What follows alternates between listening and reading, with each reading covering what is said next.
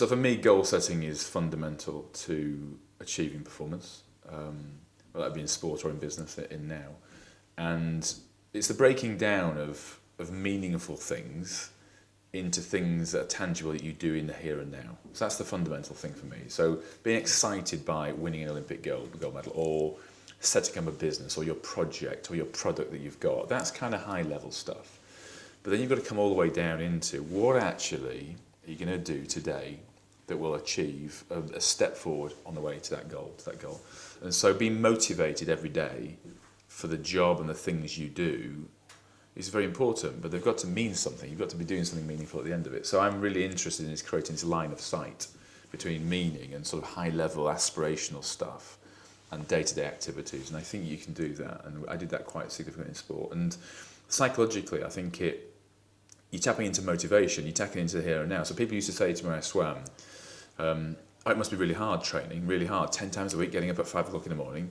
So, well, I didn't really think about it as hard. I thought about it as a thing I did to achieve that turn or that speed or this. And all those things were exciting because I actually quite liked what I did because I knew it built up to the thing that I would ultimately achieve. It also helps when you're trying to manage stress in the race itself. So I mentioned before my Olympic experiences in 84 and 88. Pre-84, my first Olympics, I was sitting in a room before the final for half an hour thinking, I've got to win the Olympics. Huge, huge goal. Whereas before 1988, I was sitting in the room thinking, I've got to get a good dive. Because that was the next thing in my control. And so psychologically, actually, to break it down to a manageable piece here and now helps you manage stress. And it is a stress management technique that they use at Olympic level in sport. So for me goals like in an SME situation, you're trying to manage the recession. It's, okay, there's tough times out there. I've got to manage this whole tough economy. Well, that's a big thing.